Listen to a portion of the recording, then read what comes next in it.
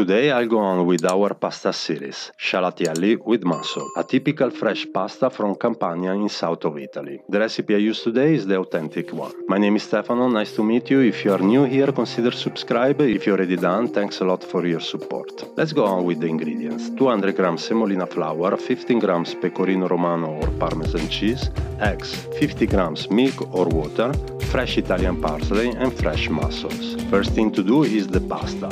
Start with the dry ingredients, semolina flour, pecorino cheese, plenty of freshly ground black pepper, a pinch of salt, a drizzle of extra virgin olive oil, 1 egg, milk, and start mixing first with a spoon and then by hand. If needed, add some more flour if you see that the dough is a little too wet.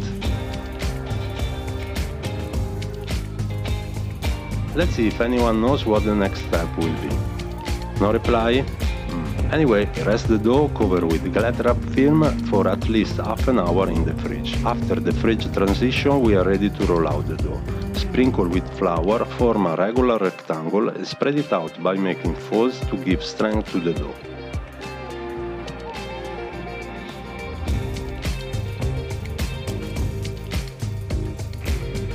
Roll out to a thickness of 4 mm.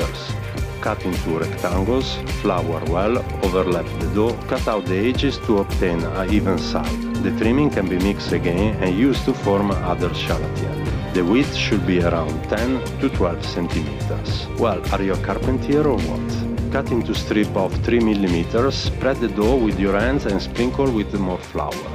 Finish the rest and let it dry for at least half an hour.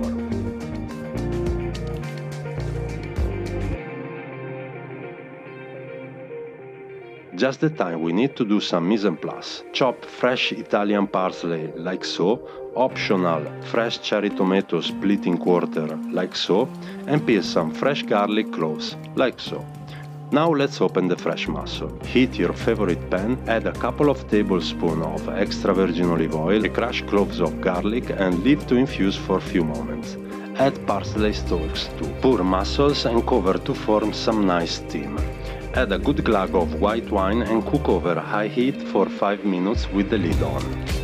Once the mussels are opened, evacuate it into a colander and cool it down. As you might have noticed, I don't like having seafood shell in contact with my food, for several reasons. First, when I eat seafood, I don't like to get my hand dirty. Second is that you never know what there will be inside a shell, so I prefer to check it out. And third, sometimes it depends on the quality of the product, it could be too savory. In this way I have more control over the flavors. Separate the mollusk from the shell and keep the liquid aside.